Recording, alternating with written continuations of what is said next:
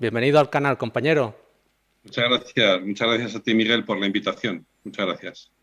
He de decir que te he escuchado, te he visto, te he seguido en varios vídeos y la verdad es que, bueno, puedo decir que una persona que ha hablado desde mi punto de vista con total claridad sobre la guerra en Ucrania y bueno, hoy para profundizar, ¿no? En ese aspecto, la guerra en Ucrania y el ámbito geopolítico en general, ¿no? Antonio, la situación es un tanto peleaguda con la guerra en Ucrania, ¿no? Pues sí, la verdad. Y ahora que decías eso de hablar con claridad, yo no sé si he hablado con claridad. Lo que sí que te puedo decir es que he hablado con libertad, ¿eh? Y esto también es de agradecer, ¿no? Que alguien, pues que no esté condicionado por ningún tipo de interés, pues pueda hablar abiertamente y sin ningún tapujo y sin ninguna cortapisa pues de lo que piensa, pues de los datos que nos van llegando de un lado y de otro, pues para evaluar la situación, que no es nada fácil, no es nada fácil, porque en un escenario de guerra, bueno, pues ya se sabe, ¿no? Que la primera víctima de una guerra es la verdad. Por cierto, frase que yo todavía no he conseguido dar a ciencia cierta con el auténtico autor, pero eso, vamos, eso se lo dejo a tus seguidores, que busquen el origen de esa frase, porque uno lo ponen en Esquilo, es decir, ya antes de Cristo, un autor griego, o lo ponen en el siglo XIX, perdón, con un senador americano.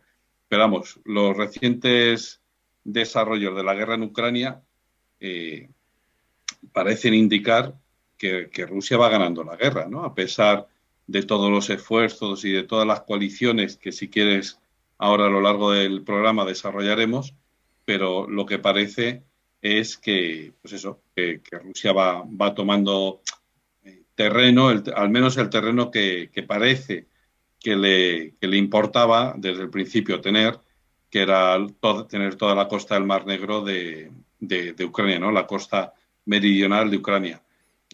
No solo hasta la desembocadura del Dnieper, que es hasta donde está ahora prácticamente, sino ya hasta la desembocadura del Dniester, pues, juntándose con esa región de Moldavia, de la Transnistria, que está ahí en un conflicto congelado desde que cayó la Unión Soviética. Pues buena introducción y me alegra. Yo una de las cosas, Antonio, que más echaba en falta, ¿no? De los periodistas, de los analistas españoles y occidentales en general, ¿no? Que parecían todos o parecen todos tener un mismo guión. Y a mí me gusta separarme de los guiones, como tú bien has dicho esa frase que nadie sabe de quién es, pero todo el mundo la cita, ¿no? Y es que es verdad, ¿no? O por lo menos parece. Y yo, primero que me gustaría preguntarte, porque hay multitud de opiniones al respecto, son las causas que nos han traído a este conflicto, el origen de la guerra en Ucrania. No han dicho que es étnica, que es por relación de vecindad, porque son prorrusos. ¿Tú cuál opinas que es la verdadera causa de la guerra en Ucrania? Bueno, pues me habías prometido una hora, pero ya con esa pregunta ya tenemos para 3 horas por lo menos. Pero vamos a intentar resumir. Bien, esa es una pregunta, pero vamos, fundamental. Es una pregunta fundamental. Porque si vamos al Strategic Compass, que es el documento estratégico de la Unión Europea, el que se ha publicado en marzo, se estuvo preparando durante bastantes meses, incluso años, y resulta que estalla la guerra en febrero, el 24 de febrero de este año, y entonces, deprisa y corriendo, tuvieron que adaptarlo o redactarlo o añadir alguna frase más o lo que sea. Y hay una frase que se repite 2 veces literalmente, pero cuyo contenido se repite pues una buena cantidad, no voy a decir innumerables veces, pero por lo menos 5 o 6 veces más, sí, ¿no? Que es esa frase de que la invasión rusa, eh, que ha sido sin ningún tipo de provocación, y que además luego añade la Unión Europea diciendo rompiendo todas las normas del derecho internacional. Esa agresión sin provocación, es decir, la guerra que no fue provocada y en la que se ha metido Rusia, esa frase luego la han ido repitiendo muchos políticos de la Unión Europea, incluso aquí en España, el presidente del gobierno, los ministros, e incluso se la han hecho decir al rey. Y esto es bastante grave, si quieres luego lo hablamos, porque una de las cosas que a mí me parece más grave de este conflicto es que nadie está buscando la paz. Lo decía el Papa Francisco recientemente, hoy lo ha vuelto a decir. Dice, yo quiero mediar para la paz, pero no encuentro con quién. No hay nadie, digamos, de las partes concernidas que quiera encontrar la paz. Y cuando digo las partes concernidas, también me refiero a la Unión Europea. Cuidado. Bueno, el origen de este conflicto, dice la Unión Europea, que no ha sido provocado. Y esta es una de las primeras piedras de toque de la información que decíamos, de la información libre, y que, bueno, pues gracias a Dios tenemos Internet y gracias a Dios tenemos acceso a documentos públicos y bueno, también solo con open sources, que se dice, solo con fuentes abiertas, uno ya puede ver si el conflicto fue provocado o no. Y yo no voy a responder a la pregunta, pero me gustaría que tus seguidores, pues que seguramente tienen esa capacidad, lo averigüen, ¿no? Si fue un conflicto provocado o no. Me explico. ¿Cuál es la excusa que pone Putin? Bueno, la excusa que pone Putin es que desde el 2014 los ciudadanos no... cuidado ahora con la cuestión de las nacionalidades, por lo que voy a decir, porque nosotros entendemos el término nacionalidad de una manera y ellos lo entienden de otra, ¿no?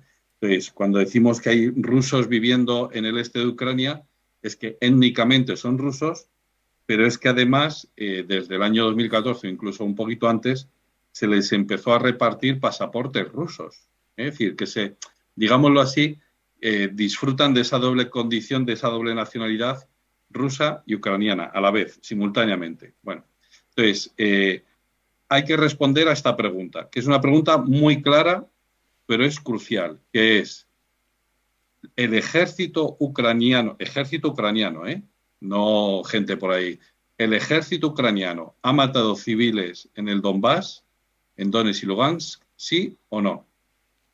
Las autoridades de Kiev han matado civiles en Donetsk y Lugansk, ¿sí o no?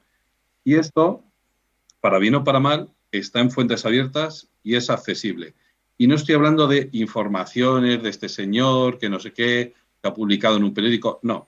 Es decir, es la OSCE que vigila desde el año 2014 el cumplimiento, más bien los incumplimientos, levanta acta de cada uno de los incumplimientos de los acuerdos de Minsk. Entonces basta con poner en Google OSCE misión de observación del cumplimiento de los acuerdos de Minsk y ahí se ven todos los informes. ¿Qué pasa? Que no todo el mundo tiene tiempo y ganas de meterse a leerse todos esos informes y en fin, pues como no tenemos tiempo de eso, pues nos creemos lo primero que nos dicen algunos medios de comunicación de los que nosotros nos fiamos. Pero vayamos a esos informes y lo vemos claramente. Y te dice la cantidad, ya no dice si sí o si no, sino dice la cantidad de civiles que han sido asesinados en esa región. Civiles rusos o rusófilos o lo que sea, ¿no? O rusófonos, por supuesto, porque hablan ruso, pero vamos, de etnia o de nacionalidad rusa, ¿vale? Entonces, podemos decir, bueno, es una operación de falsa bandera por la cual tropas prorrusas han matado a la propia población rusa.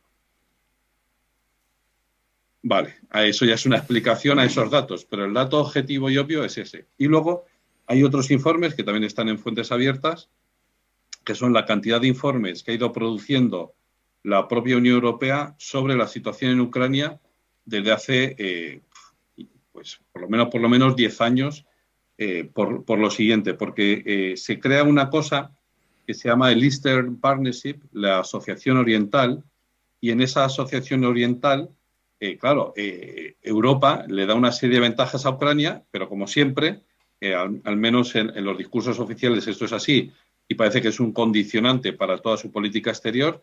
A cambio, esos países tienen que dar una serie de pasos en materia de Estado de Derecho, en materia de democracia y, por supuesto, de derechos humanos, es decir, una parte política que tiene que variar, que tiene que cambiar, que tiene que hacer reformas, y también una serie de reformas en el ámbito económico, porque al fin y al cabo la Unión Europea no deja de ser un mercado común y por lo tanto tiene que hacer una serie de reformas pues, para adaptar, digamos, su economía a la economía de mercado típica de la Unión Europea, etcétera.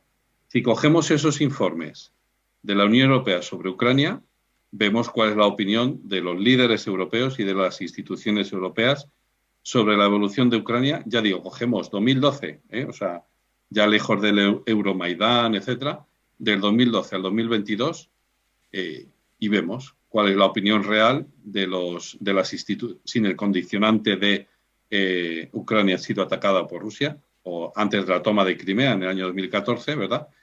Pues antes incluso de ese condicionante, pero también después de ese condicionante, y ya teniendo el run de que vamos a tener que defender a Ucrania de la agresión rusa, pues incluso ahí la opinión de la Unión Europea sobre no solo el régimen de Poroshenko y toda esta gente, sino, pues, digamos, la situación en Ucrania, pues la describe perfectamente. Ya digo, yo no la voy a exponer aquí porque yo creo que es bastante clara y bastante conocida, pero quiero dejar bien claro que son documentos oficiales, que no es, bueno, un señor que pasaba por allí y se le ocurrió escribir un artículo periodístico.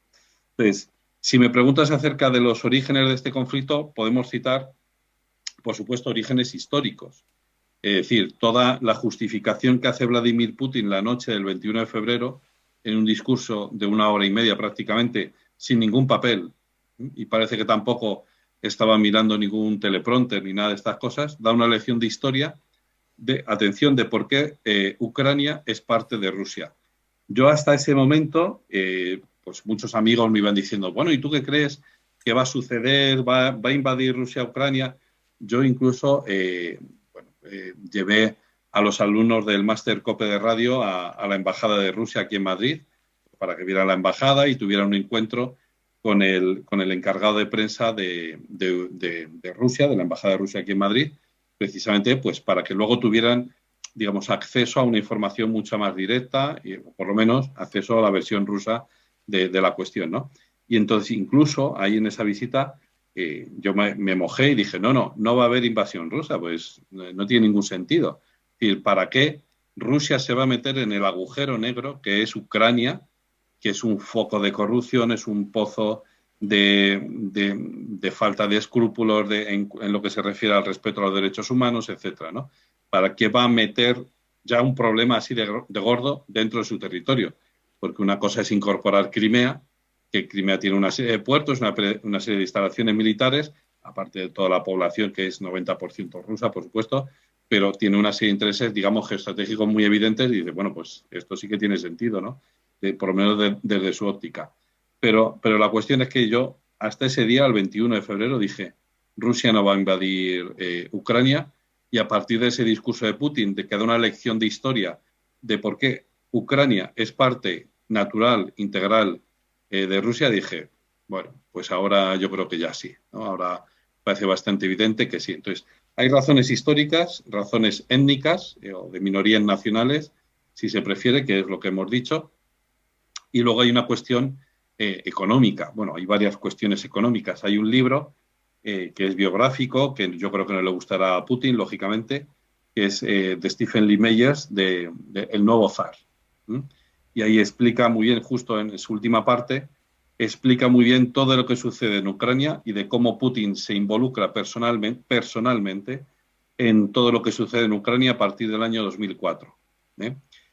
Es decir, que esto es una cuestión que no tiene solo que ver con la etnia, o con la política, con el respeto de los derechos humanos o con la historia en general, sino con que Rusia quiere tener una zona de defensa, un colchón, un cierto colchón frente a cualquier invasión.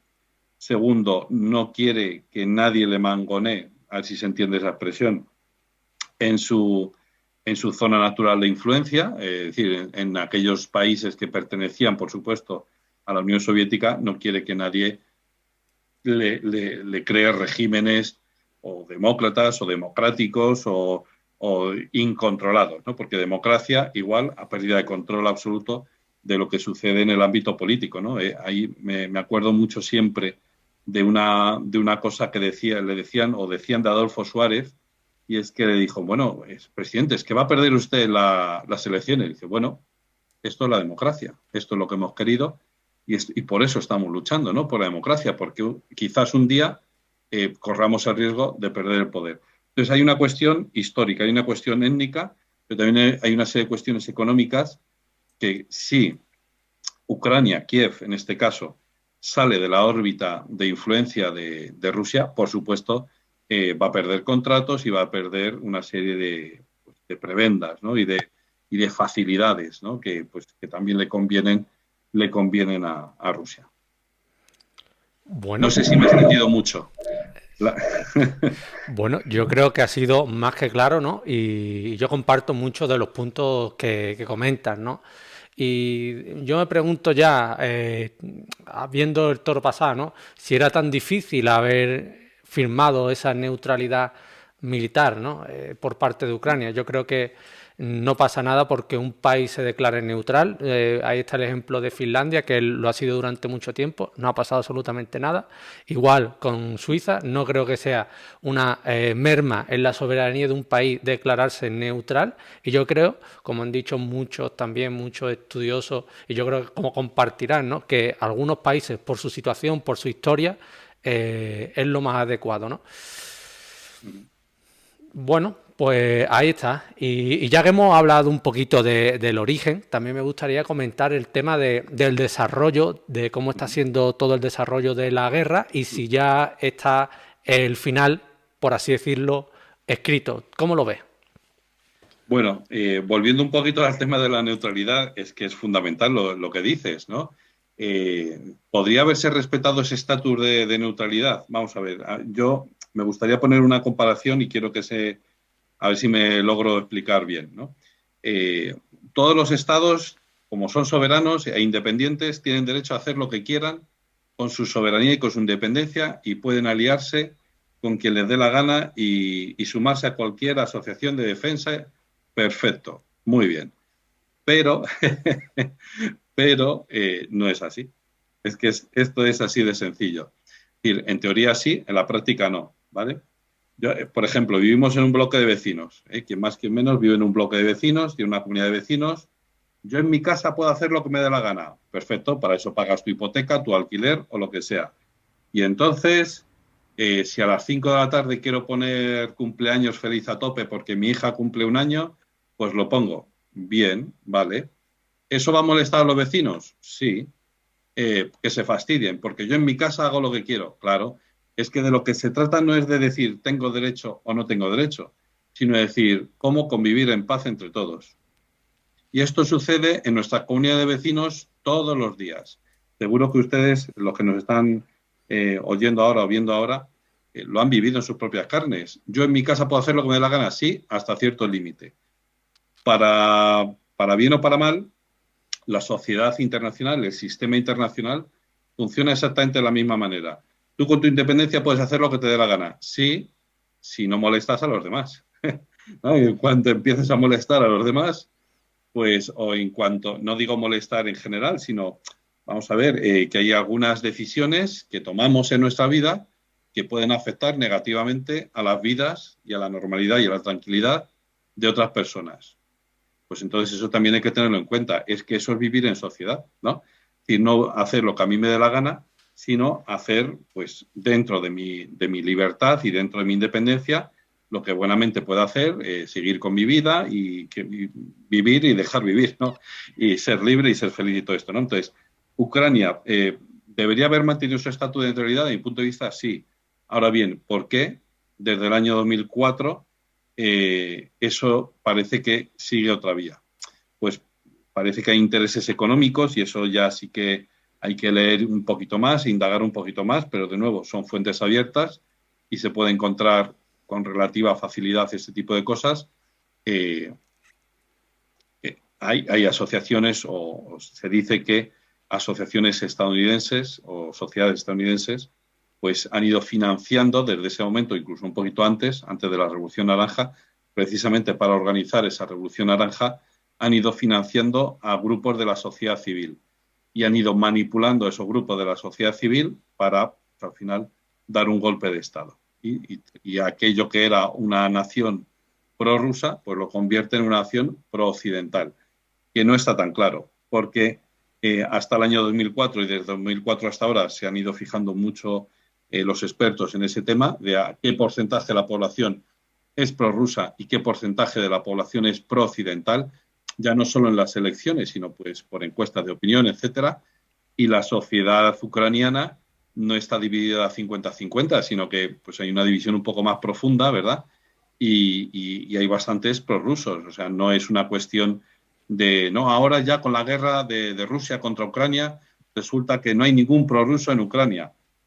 Pues indaguen un poquito más porque sí, hay muchos prorrusos en Ucrania. Bueno, pero eso es solo en el este. No, no, no. En muchas partes de Ucrania hay muchos prorrusos y, por supuesto, en el propio Kiev también. No, pero es que les están bombardeando. Olvídense. O sea, hay muchos prorrusos que justifican incluso ese bombardeo. ¿Qué pasa? Que ahora están callados, no sea que, lógicamente, sus vecinos se enfaden y pues les linchen o les aten a un árbol medio desnudos o lo que sea, que esto sucede. Este es el régimen que estamos salvando en Ucrania, ¿no? Que te aten semidesnudo a un árbol para que los vecinos pasen por allí y te peguen, ¿no? Entonces, ¿quién está interesado en que Ucrania deje de ser neutral? ¿Quién está interesado, porque esto es obvio, en molestar a Rusia? Bueno, pues de nuevo ahí la respuesta es bastante evidente, es Estados Unidos, esto es así, que prefiere una Rusia debilitada a una Rusia fuerte. Y hablando de Estados Unidos, que yo no tengo nada en contra de Estados Unidos, esto lo he escrito, lo he dejado por escrito en unas cuantas publicaciones, entre ellas en un libro que es sobre la globalización, y lo digo abiertamente, hombre, entre una globalización de Estados Unidos y una globalización de China, prefiero una globalización de Estados Unidos, eso está bien claro. Pero aparte de eso, la Unión Europea a partir del año 2004 también, hasta el año 2004, podría haber sido empezar a construirse una autonomía estratégica. A partir del año 2014 todavía se sigue hablando de la autonomía estratégica de la Unión Europea, pero ya a día de hoy, recordemos que Macron hace 2 años dijo que la OTAN estaba clínicamente muerta, encefalograma plano. A día de hoy, la OTAN se ha revitalizado y, por supuesto, la seguridad de Europa pasa por la OTAN indefectiblemente. Esto ya lo dijo Borrell hace prácticamente un año y ahora ya, pues con mucha más razón de ser. Adiós a la autonomía estratégica de la Unión Europea. Entonces, el único actor, digamos, superpower que existe en Occidente es Estados Unidos. La Unión Europea es dependiente de Estados Unidos, tal cual. Ahora ya más no solo dependencia militar, sino dependencia estratégica de energía, de la energía. Entonces, los últimos desarrollos de la guerra, yo la verdad es que para responder a esta pregunta hay que responder antes a una pregunta que no sabemos la respuesta, solo la sabe una persona, que es Vladimir Putin. ¿Cuáles son sus objetivos militares? Porque yo tengo compañeros que dicen, hombre, estaba clarísimo. Pedro Sánchez dijo hace un par de días que lo que quería era Putin quería anexionarse Ucrania. Sinceramente, yo viendo lo que ha sucedido y cómo ha sucedido el primer mes de guerra, sin ir más lejos, yo no creo que Putin quisiera anexionarse Ucrania. Si lo hubiera querido, lo habría hecho en una semana. Y no vale aquí la excusa de no, es que los ucranianos pusieron una resistencia muy fuerte. No. Con la aviación que tiene Rusia, podría haber arrasado lo que se llama bombardeo de alfombra, es decir, podría haber arrasado toda Ucrania y no lo hizo. ¿Por qué? Ha optado por ataques quirúrgicos, si se me permite la expresión, y con muchos asteriscos, porque claro, ha habido víctimas, lo que se llama en todas las guerras, no solo en esta, sino en todas las guerras, víctimas colaterales, víctimas civiles que han caído y no solo objetivos militares. Bien, es que, por cierto, hablando de información o desinformación, etcétera, pues hay que reconocer que el ejército ucraniano o las milicias ucranianas, porque no solo está el ejército ucraniano, están los reservistas, el ejército de salvación, los mercenarios extranjeros, bueno, pues lo del ejército ucraniano no duermen en el bosque, duermen en escuelas y duermen en hospitales Entonces, claro que Rusia ha bombardeado hospitales y claro que ha bombardeado escuelas, sin niños y sin esto. Y claro, por mucho que pongan afuera, aquí hay niños, pues o sabes a ciencia, si eres ruso, quiero decir, sabes a ciencia cierta y por información de inteligencia sobre el terreno que efectivamente allí hay niños, o pasas del cartel, el megacartel ese que salió en todas las televisiones, cuidado que aquí hay niños, y dices, claro, eso lo han puesto los ucranianos para que no bombardeemos ahí, porque ahí es donde se esconden los soldados ucranianos, ¿no? Bien, la cuestión es que eh, si el objetivo militar de Putin hubiera sido conquistar o anexionarse toda Ucrania, lo habría hecho la primera semana. Hombre, pero es que llegó a bombardear Kiev, claro, y llegó a bombardear Leópolis, claro, Lviv, que está, es una ciudad occidental, completamente occidental, al occidente de Ucrania, que nada tiene que ver con ese objetivo, otro objetivo militar que decíamos al principio, de conquistar la costa sur meridional de Ucrania. Claro, claro que ha bombardeado Kiev, claro que ha bombardeado el norte incluso de Ucrania, la parte que limita con Bielorrusia, claro que ha bombardeado Leópolis. ¿Por qué? Porque así tiene una baza negociadora. Porque si el objetivo es quedarse con un, no voy a decir un tercio, pero sí una quinta parte del territorio de Ucrania, tiene que atacar no solo esa parte, sino que tiene que atacar muchísimas otras partes más para que luego, no sé, todos hemos sido hijos, todos somos, algunos también somos padres y sabemos cómo funciona incluso también el matrimonio o la vida en pareja, ¿no? Es decir, tú pides hasta aquí para que luego te den un poquito menos y que ese era tu objetivo al principio, pero tú exiges hasta ahí arriba, ¿no? Bien, pues efectivamente Rusia también es lo que ha hecho en este caso, ¿no? Atacar puntos estratégicos en esos sitios para luego, pues, creo yo, esto ya digo, creo yo, según lo que yo veo que ha ido sucediendo en los últimos meses, parece que esa es la cuestión. Lo que quieren realmente es quedarse con ese corredor que une el territorio de Rusia con el de Moldavia, con ese corredor ucraniano que sea totalmente controlado por Rusia, porque estratégicamente es muy importante y, bueno, en fin. Entonces la cuestión es, ¿estamos ante el final, un próximo final de la guerra? Ojalá, ojalá, pero llevo ya diciéndolo 2 meses. Ojalá hoy fuera el último día de la guerra. Pues sí, porque por desgracia, aquí el que peor parado sale, por supuesto, como siempre, en todas las guerras, son las víctimas civiles, aparte de las implicaciones económicas para nosotros por las sanciones de la Unión Europea, pero desde luego la peor parte se la llevan las víctimas civiles, que ni pinchan ni cortan. También, por supuesto, los soldados rusos, ucranianos, que mueren en el campo de batalla. Pero desde luego, quien se lleva la peor parte son los civiles ucranianos. Entonces, por mí, por favor, que esta guerra se parara instantáneamente. Decir, no, no, ya no vale, ya no se puede, ya no seguimos luchando. Pero, pero de verdad, si uno oye hablar a los líderes occidentales, no están buscando la vía diplomática, la vía de la negociación. Supongo, espero yo, que estemos negociando y que Zelensky o el grupo, un equipo negociador de Zelensky, el equipo negociador de Putin, se sigan viendo, aunque sea en secreto, seguro que se están viendo y seguro que se está dando, porque ese es el único final posible para esta guerra, que es que los políticos se sienten a negociar y le digan a los militares, ya hemos alcanzado este acuerdo y ustedes tienen que hacer cumplir este acuerdo que los políticos hemos alcanzado. Ese es el único, digamos, lo único previsible, porque el cuándo sucederá eso, y ahí yo no me quisiera alargar mucho más, pero tampoco me gustaría dejar de responder a esto marcando ciertas similitudes con la Segunda Guerra Mundial, ¿vale?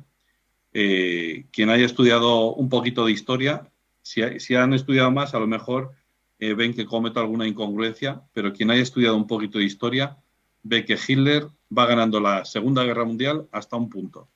Y ya en ese punto, cuando comienza la Operación Barbarroja y se mete con Rusia, y entonces ya además después se involucra a Estados Unidos, etcétera, etcétera, a partir de ese punto ya empieza a perder. Pero son 2, 3 años de guerra, de Segunda Guerra Mundial, en los que el resto del mundo dice, es que este señor va a ganar, este señor va a ganar y parece que va a ganar tal, vale. Entonces, ese es un paralelismo que no me gustaría hacer, primero porque estaríamos hablando de una guerra mundial y segundo porque también tampoco es muy paralelo, pero yo me refiero a la hora de sacar este ejemplo histórico, me refiero a la cuestión de que parece que va ganando y en un momento determinado eso cambia, ¿no? Entonces, yo por mí que no se prolongue más la guerra, pero ahí soy poco optimista, puesto que Putin en teoría dice hay que sentarse a negociar y Zelensky y los otros dicen no hay que sentarse a negociar. Al parecer, una serie de líderes europeos, Macron y otros, y Scholz, si no recuerdo mal, viajaron a Kiev y le dijeron a Zelensky tienes que aceptar que tienes que entregar territorio a Rusia. A continuación, Boris Johnson dijo, no, Zelensky, no puedes hacer eso, ¿no?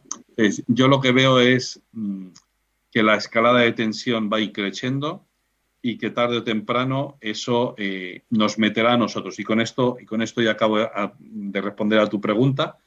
Digo, nos acabará involucrando a nosotros porque ya hemos enviado armas, que una parte de esas armas acaba en Siria, en el mercado negro, entregadas a los terroristas, que eso me parece estupendo, y esto también está en fuentes abiertas y se puede conocer. Y otra parte de las armas acaban en Ucrania, efectivamente, siendo utilizadas contra los rusos.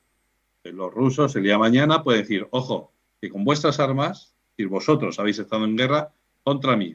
Bueno, pero es que tú empezaste con Ucrania. Bueno, pero yo no os ataqué a vosotros. Cuidado. Y esto es verdad. Y segundo, el uso de mercenarios. Porque los mercenarios, por definición, luchan por dinero. Algunos luchan por ideales, pero generalmente luchan por dinero. Lo que llamamos ahora mercenarios, ahora luchando en Ucrania, no son solo mercenarios que luchan por dinero, sino que también hay gente voluntarios. Cuidado, entonces son dos cosas distintas. Una cosa son los voluntarios y otra cosa son los mercenarios. Los voluntarios tú no los puedes controlar como Estado, no los puedes controlar. Puedes decir, ¿hay españoles luchando en Ucrania? Seguro que sí. Igual que habrá italianos o portugueses o polacos seguro, vamos. Estarán luchando en Ucrania. Pero eso no lo puedes controlar, porque viajan con su pasaporte hasta Polonia o hasta Rumanía y ya. Y ahí les pierdes la pista. Vale. Pero ¿qué pasa con los mercenarios? Cuando se sabe que Rusia hace un cálculo que es en febrero, con el ejército ucraniano actual, acabamos la guerra en un mes. Y de repente la guerra dura más de un mes. Y entonces empiezan a preguntarse, claro, ¿y cómo es posible que me hayan matado a este general, a este coronel y tal, por la tecnología del armamento occidental? Primer punto. Y segundo, porque aparte de los soldados ucranianos y de los reservistas ucranianos, nos hemos encontrado a francotiradores que no son ucranianos. ¿Quién paga a esos francotiradores? ¿Quién paga a esos otros grupos de mercenarios? Y cuando empecemos a rascar ahí un poquito y descubramos la nómina y la factura, y que la factura no la paga una empresa privada por ahí, sino que la paga algún Estado, ahí ya que tengo casus belli para atacaros a vosotros. Y ya no para atacar solo a Ucrania, sino para atacaros a vosotros.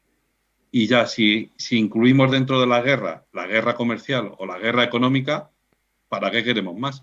Porque ahora mismo estamos en guerra económica.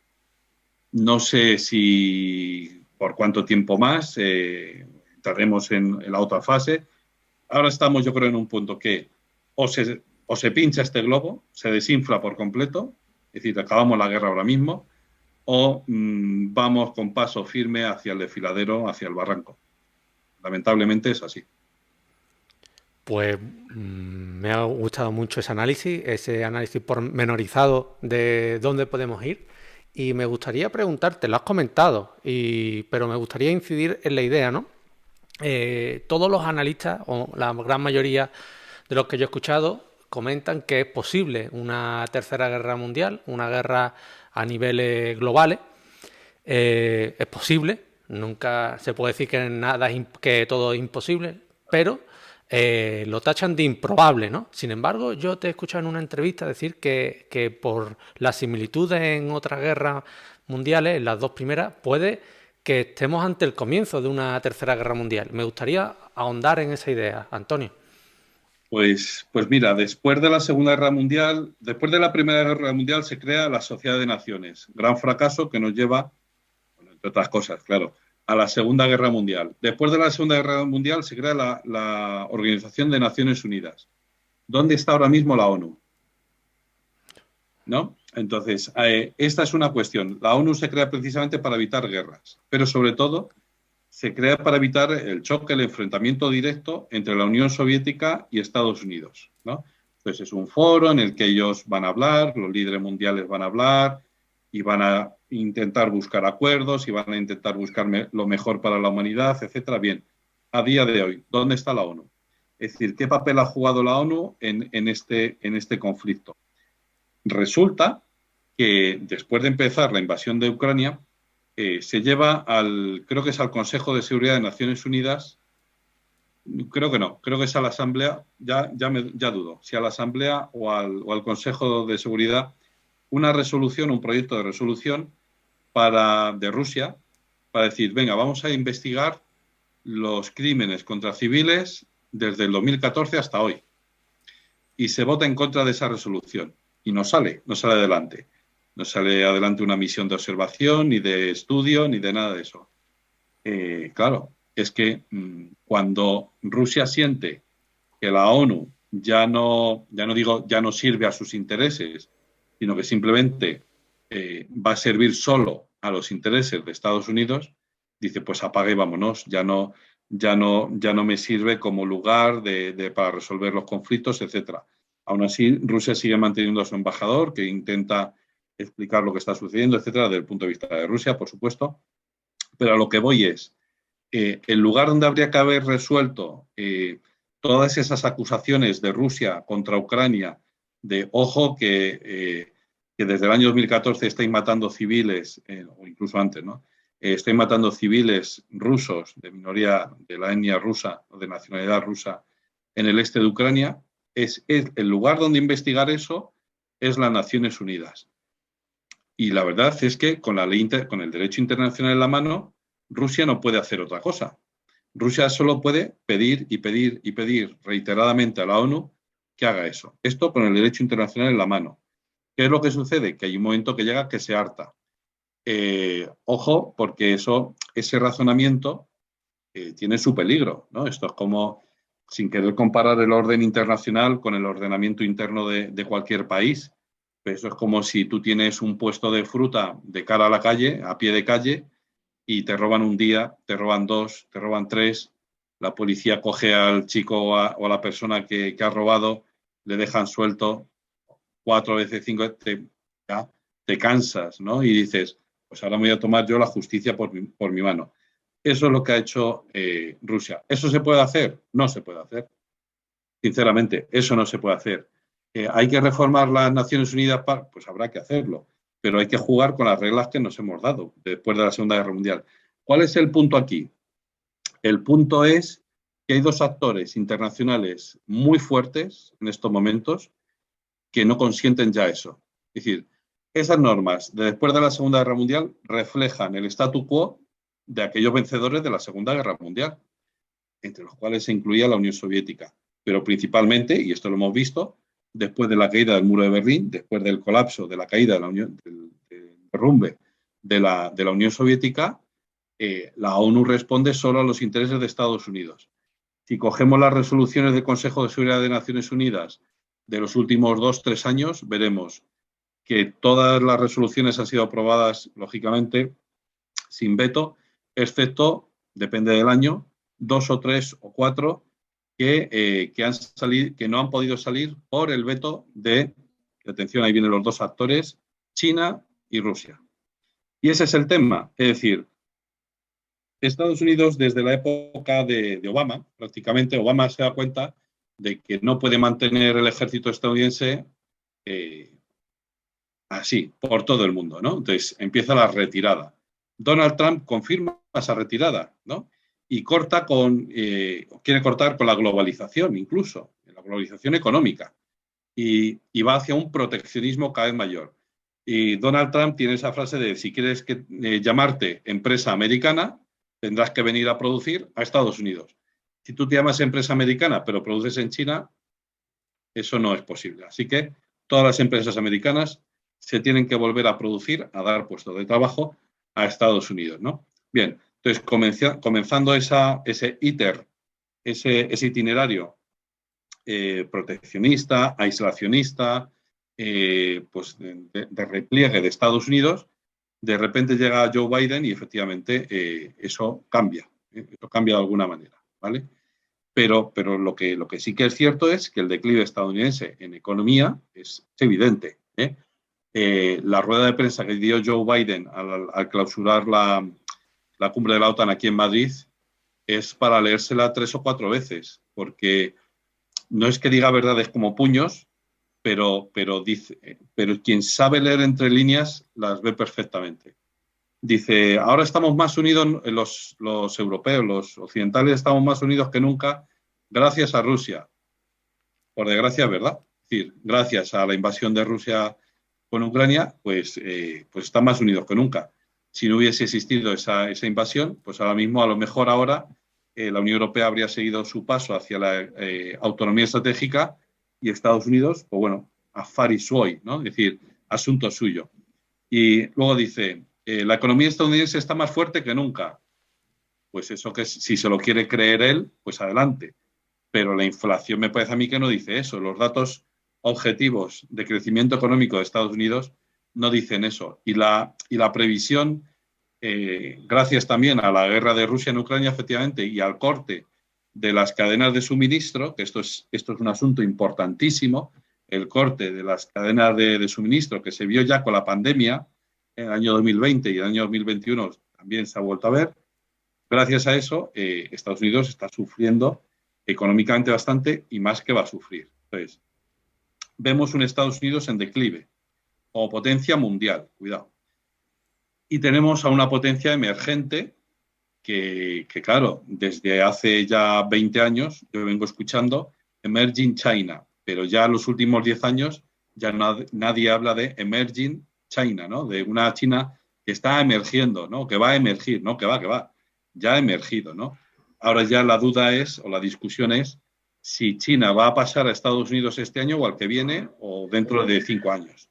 Pero que China será la primera potencia económica mundial de aquí a 5 años, pues esto nadie lo duda. A lo que le corresponde, potencia económica, le corresponde ser una potencia global. ¿Qué le pasa a China? Que de momento no quiere jugar a ese papel de potencia militar global. Como mucho, lo que le interesa es proteger su entorno. Cuando digo proteger su entorno, quiero decir asegurarse bien los pasos de los estrechos que rodean el mar de China. ¿Para qué? Pues para colocar sus productos en el mar internacional, acceso a mares internacionales y, por lo tanto, a mercados globales, ¿vale? Entonces, potencia militar regional. Bueno, eso puede ser.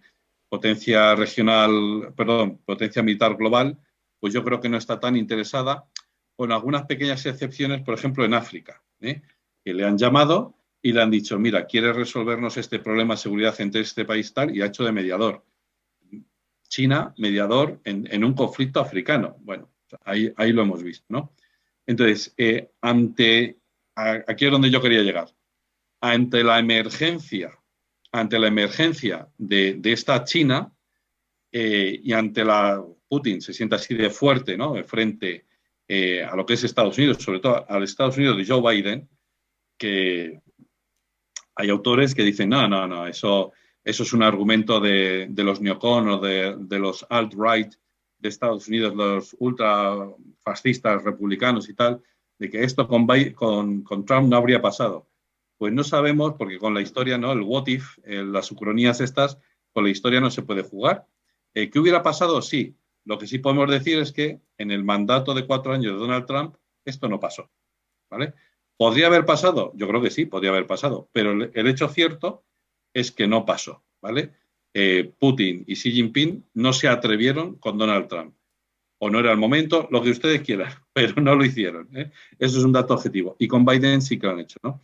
Entonces, Estados Unidos en declive, China subiendo. Y a China le apoya, por supuesto, Rusia. ¿Y a dónde voy? Las reglas de después de la Segunda Guerra Mundial, las reglas de después de la caída del muro de Berlín y de la Unión Soviética, estos dos actores que están subiendo dicen, no nos valen, porque el mundo que usted me describe, el dominado por la Organización Mundial del Comercio, el dominado por un Consejo de Seguridad de Naciones Unidas domesticado por Estados Unidos, ese mundo ya no nos vale, esas reglas ya no nos valen. Ahora queremos ser nosotros, que vamos a ser los dueños de la casa, los que en buena lógica queremos imponer nuestras reglas. Este tema de las reglas es esencial. Cojan ustedes cualquier documento de la Unión Europea y lo pondrán, lo buscarán, lo encontrarán. Rules-Based Global Order. Un orden global basado en normas. ¿En qué normas? Ojo, cuidado, en las del mercado, que son las nuestras, que son en las que nosotros, digamos, nos sentimos a gusto, en democracias liberales, en economía de mercado. ¿Que tenemos nuestros fallos? Por supuesto. ¿Existe corrupción en nuestros sistemas políticos? Por supuesto. Pero, hombre, tenemos mecanismos para luchar contra esa corrupción, tenemos mecanismos para atenuar los fallos del mercado. Es decir, si alguien se queda en el paro, pues tiene un derecho a unas prestaciones públicas. Por ejemplo, yo prefiero, no me quiero partir ninguna pierna, claro, pero prefiero partirme una pierna aquí en España que no en otros países, por ejemplo, en Estados Unidos, ¿no? Pero bien, es decir, tenemos nuestros fallos, bien, pero estas son nuestras reglas, bien. ¿Qué es lo que sucede? Que estos dos actores que van emergiendo, que están subiendo, sobre todo China, ven esas reglas y dicen, no me valen, porque mi objetivo es otro, mi objetivo es otra historia. Entonces, esas reglas no me valen. Y a la hora de resolver conflictos, a Estados Unidos le pueden valer sus reglas, pero a mí no. Y cuando Estados Unidos señala con el dedo diciendo, es que ese es un régimen autoritario. Y entonces hay un dicho colombiano que a mí me encanta, que es que cuando tú apuntas o tú señalas con un dedo, otros tres te están apuntando a ti. Y claro, cuando dice Estados Unidos, es que condenamos los regímenes autoritarios. Y el amigo Khashoggi, ¿cómo murió? Me suena a mí algo de que murió, porque no sé en qué país, aliado tuyo, qué dirigente de ese país aliado tuyo ordenó matarle. Y no le vas a pedir ni una sola explicación. Claro, entonces es una double estándar, que es de lo que se quejan mucho chinos y rusos. Ese doble rasero, double estándar, por el cual ya no nos miden a todos por el mismo rasero, sino que hay países buenos o malos dependiendo de mis intereses, no dependiendo de criterios objetivos, sino de mis intereses. Claro, eso no se puede hacer, ¿no? Así recordando también frases de la Guerra Fría, la voy a decir en inglés para que no se me entienda, pero decían de un dictador centroamericano, le decían a un presidente de Estados Unidos, pero diga, presidente, que es que ese señor es un son of a bitch. Dice, claro, pero it's our son of a bitch, ¿no? Ese es nuestro personaje, ¿vale? Es nuestro personaje, es todo un personaje, sí, pero es nuestro personaje. Pues Antonio, interesantes reflexiones, interesante compendio, ¿no? de circunstancias que nos han llevado a estar donde estamos. Y escuchándote se me plantea una cuestión, ¿no? Una cuestión. ¿Es la guerra en Ucrania la primera parada del conflicto entre las potencias emergentes y el mundo occidental y podría ser Taiwán el próximo punto de encuentro entre países emergentes y occidentales? Pues Miguel, esa es de nuevo una pregunta muy interesante. Y efectivamente, volviendo a los paralelismos con la historia, al final, tanto la Primera Guerra Mundial como la Segunda Guerra Mundial comenzaron por cosas, digamos, casi sin importancia. ¿Pero por qué? Porque ya estaba todo preparado para la guerra. Es decir, los países se estaban armando para la guerra. Es una cosa que se llama la trampa de Tucídides o también el dilema de seguridad, ¿no? El dilema de Tucídides es un ejemplo de ese dilema de seguridad. El dilema de seguridad dice que se puede iniciar una carrera armamentística, una carrera entre dos países en ese sentido para protegerse porque un actor percibe que el otro es su enemigo y se está armando contra él. Entonces empieza una escalada en la cual se empiezan rearmándose, luego empieza una escalada de violencia verbal, tensión verbal, y luego ya pasamos a las armas, ¿no? Entonces ese es el conflicto, el dilema de seguridad. Buscando yo mi seguridad, al final resulta que acabo provocando una guerra, ¿no? Bueno, la trampa de Tucídides, Graham Allison escribió hace mucho tiempo sobre esto, hablaba precisamente de, ante una China emergente, pues Estados Unidos, ¿qué va a hacer? Y ahí está el tema de Taiwán. Está el tema de Hong Kong también, porque Xi Jinping acaba de visitar Hong Kong. No sé si ayer, una cosa así, acaba de visitar Hong Kong. Nada nuevo, nada especial, porque Hong Kong desde el año 97, y ahora hacen 25 años de ese año 97, la reina Isabel II de Inglaterra pues dijo, pues mira, es verdad, Hong Kong es una colonia británica, pero hemos acordado en los años 80 que en el 97 pasa a manos chinas. Y ya está, y ya tenemos que aceptar que Hong Kong deja de ser una democracia y que los habitantes de Hong Kong pues van a dejar de elegir a sus gobernantes, porque esto es Partido Comunista Chino, no es la democracia del país, ¿no? Entonces, han encarcelado al cardenal Zen al final de 90 y tantos años, 92, 94 años, le van a hacer pagar una multa y lo van a dejar así, bueno. Pero la cuestión es que Hong Kong es parte integral de China. Y con Taiwán pasa lo mismo. Con Taiwán ahora mismo, a día de hoy, Taiwán es ahora la República de China, se llaman a sí mismos la República de China, mientras que la China continental, que es no sé cuántas veces más enorme, ¿verdad? Pues es la República Popular de China. Pero pasa algo similar con la península de Corea. Tanto una parte como la otra consideran que la unidad del territorio es esencial. Es decir, la integridad territorial hay que respetarla y, por lo tanto, la integridad del país es esta. Es decir, solo hay una China y solo en este mundo solo hay espacio para una China. Lo que pasa es que la República Popular de China piensa que la única China es la suya y los de la República China, que es Taiwán, piensan que la única China posible es la suya. Una China más democrática, abierta al mercado, etcétera. Bien, la cuestión es que Taiwán efectivamente, eso, vamos, poca gente lo puede dudar en este planeta, que Taiwán será parte integrante de China. ¿Cuál es la única forma de impedir eso? Que Estados Unidos se meta en una guerra contra China para defender a Taiwán, una isla que está por allí, en el Pacífico, cuando precisamente estamos en esa dinámica de abandonar los escenarios bélicos mundiales. O, en general, el repliegue iniciado desde Obama y confirmado por Donald Trump. Ese escenario yo no lo contemplo, es decir, que Estados Unidos se meta en una guerra por Taiwán, por más que Biden lo haya asegurado y dice, sí, sí, por supuesto, responderemos. Yo no lo veo, ni lo quiero ver, es decir, no lo deseo, porque sería un conflicto directo entre China y Estados Unidos y eso, de verdad, es mejor evitarlo. Y luego la cuestión de yo no lo quiero, no lo veo, tampoco lo veo, pero es que tampoco creo que nadie lo vea. Es decir, que eso sucederá. Taiwán entrará a formar parte de la China continental en poquísimo tiempo, pero eso es, digamos, es que ese es, digamos, el orden natural de las cosas, ¿no? Es decir, China necesita a Taiwán porque por ahí pasan pues una cadena de suministros, de energía, también de productos. Entonces, por lo tanto, China quiere tener Taiwán, primero porque considera que es suya y segundo porque lo necesita.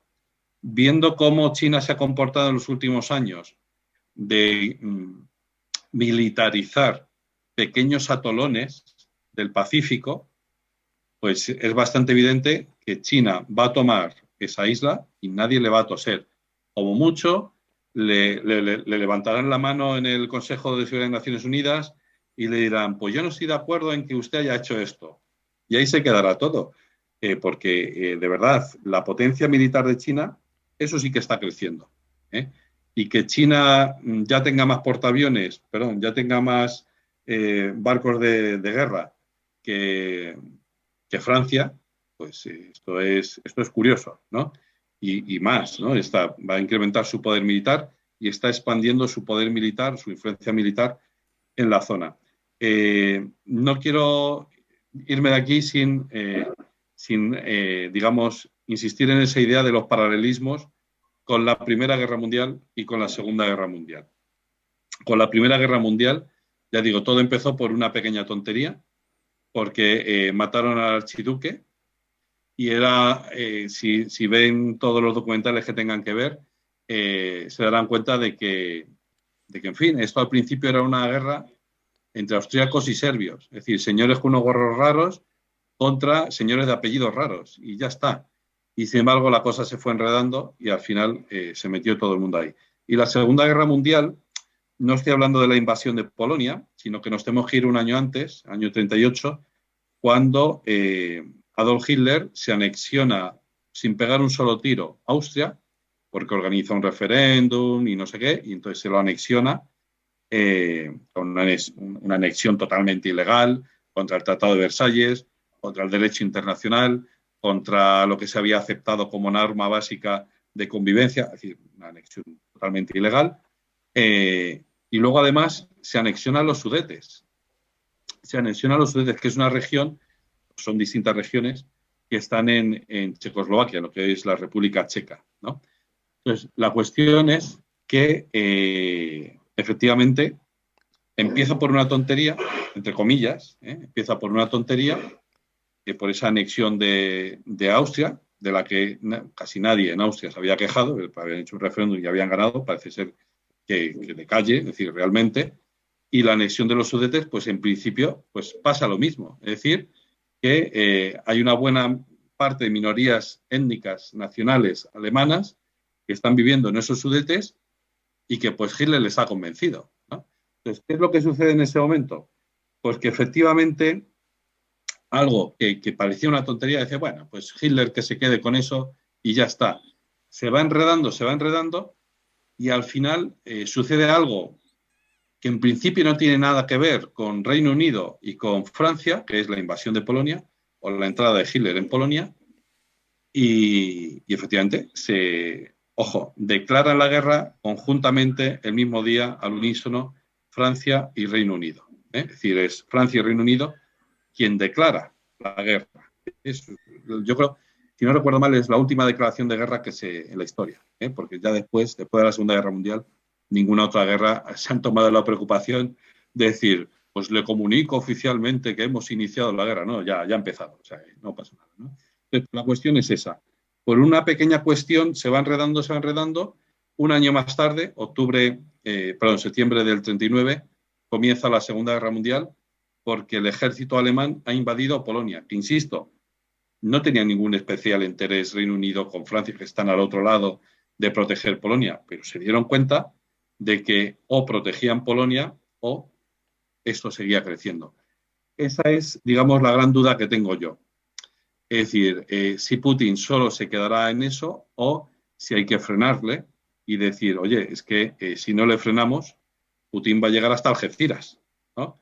Entonces, o bien nos convencemos, porque esto es una cuestión que a mí personalmente me da un poco de rabia y no tengo sangre fría para ser político ni estas cosas, ¿verdad? Y digo, vamos a ver, seamos claros, o estamos en guerra, Antonio, o estamos en guerra o no estamos en guerra. Pero no puede salir el presidente del gobierno al Congreso de Diputados a hablar de la guerra de Putin, de que si Putin es un agresor, de que si Putin es un autócrata, tal, y luego pues tomar acciones de que no estamos en guerra.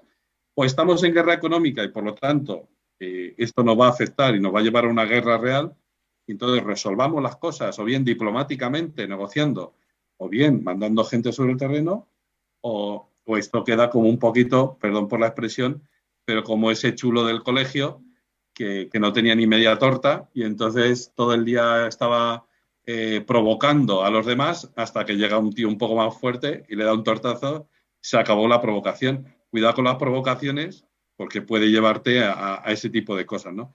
Entonces, o nos metemos, mi pronóstico, o nos metemos en una guerra así o ayudamos, que esto es lo que yo quisiera, lógicamente, o ayudamos a buscar la paz y a trabajar por la paz. Ya digo, el Papa Francisco, bueno, la Santa Sede desde hace siglos, por supuesto, pero desde el siglo XX, digamos, ha participado o se le ha llamado como mediador en bastantes conflictos internacionales, precisamente por eso, por su neutralidad, porque no va a sacar nada, es decir, no va a ampliar su territorio por meterse en un conflicto. Entonces, por ejemplo, entre Chile y Argentina participó en esa mediación, y en otros muchos conflictos, por ejemplo, entre Israel y Palestina, pues también ha intentado mediar y me consta que en ese conflicto en concreto sigue mediando, sigue trabajando. Entonces, la cuestión es esa. Ojalá las distintas iniciativas, las que conocemos y las que no, de paz prosperen y esta guerra se acabe ya, porque si no, si la situación se enquista y se alarga, al final nos va a tragar como un agujero negro y eso de verdad que es un escenario que no es deseable. Pues Antonio, me alegra mucho el repaso que has hecho porque se han tocado todos los palos de alguna forma u otra, ¿no? Lógicamente, para entrar de lleno en profundidad en cada aspecto, pues se necesitan semanas, ¿no? Pero bueno, en lo que nos compete, en este caso a ti también, yo creo que se ha abordado bastante bien, bastante certero, amplio el conflicto, las consecuencias a nivel global. Yo te lo agradezco, un ejercicio bastante intenso intelectual, el que te he visto y te he escuchado realizar aquí. Te lo agradezco de todo corazón. Aprovecho también para agradecer a todos los que han comentado, completamente de acuerdo, no hay otro modo de cese que la vía diplomática. El problema de la ONU es el veto de los miembros permanentes del Consejo de Seguridad. Bueno, eso podríamos interesante. En fin, todos son comentarios magistral, incluso dicen por aquí, por el chat. Yo me alegro mucho de tu intervención, de todo corazón te lo digo. También me gustaría, eh, ahora, me gusta terminar con que el invitado haga la última reflexión del tema, totalmente libre y, en fin, lo que quiera decirnos, totalmente libre. Pero me gustaría que también comentara en esta última reflexión que te invito a que hagas, es que nos digas cómo podemos encontrarte, tus artículos por internet, que nos digas cómo podemos buscarte, Antonio. Y te dejo ya paso. Te dejo ya paso. Vale. Pues empezando por el final, la verdad es que yo no tengo canal de YouTube ni nada de estas cosas, pero vamos, en Google o en YouTube, tecleando mi nombre, pues pueden salir multitud de entrevistas y de artículos y de todo eso, ¿no? Yo trabajo en la Universidad CEU San Pablo de Madrid y allí soy profesor también de Relaciones Internacionales. Entonces, pues bueno, allí quien quiera sumarse al máster de Relaciones Internacionales o al máster COPE de Radio, que ahí también doy clases de Relaciones Internacionales, pues adelante, están todos invitados. Pero fuera de eso, pues bueno, pues hay multitud de medios, ¿no? Y luego mi última reflexión final, pues la verdad es que ya le doy diciendo, a mí me apena muchísimo, yo nunca he pisado Rusia, ¿eh? Yo, en fin, solo he pisado el aeropuerto de Moscú en mis viajes a Asia Central, que es, digamos, mi tema de investigación. Yo de Ucrania sé casi nada, ¿eh? Pero de Asia Central pues sé un poquito más porque todos los años solía viajar, ahora con la pandemia menos, claro, pero suelo viajar por lo menos una o dos veces al año allí a Asia Central, ¿no? Entonces yo, Rusia nunca la he pisado, pero he pisado el aeropuerto. Hay una gran admiración por Putin. Esa admiración es impuesta, es espontánea, eso es otra pregunta, eso que lo resuelvan ellos, pero yo la percepción que tengo es que sí, que es un personaje muy admirado, no solo en Rusia, sino en Asia Central también, ¿eh? Porque es una manera distinta de ejercer el poder, ¿vale? Entonces nosotros apreciamos el poder y el liderazgo de una manera, ellos lo aprecian de otra. Y a lo que voy es a esta reflexión, ¿no? No cortemos los lazos de amistad personales con los rusos, porque ahora son los enemigos, aunque apoyen a Putin, eso da igual, ¿no? Es decir, yo he visto romperse relaciones entre instituciones, porque ahora estamos en guerra con Rusia, pero España no está en guerra con Rusia. No es que si ahora les apoyamos vamos a parecer prorrusos, pero es que si cerramos todas las puertas, ¿qué única salida le queda a Rusia? Más que una huida hacia adelante sin sentido y sin control, ¿no? Además que es una pena, porque las relaciones culturales, educativas, de amistad, todo lo bueno en general, tarda muchísimo tiempo en fraguarse y, sin embargo, es muy fácil destruirlo, sea un matrimonio, sea una amistad, sea una relación personal o sea lo que sea, una relación entre países. Las cosas buenas, tardan mucho en hacerse, tardan mucho en construirse y son muy fáciles de destruir. Por favor, no caigamos en esa trampa y, por favor, sigamos apostando por la paz y sigamos apostando por la amistad entre los pueblos. me sumo a esas reflexiones finales, Antonio. Te lo agradezco mucho, compañero, y a todos los que nos habéis acompañado durante el directo. Y bueno, nos despedimos hasta próxima, familia. Bien, Hasta luego. adiós. Muchas gracias. Muchas gracias.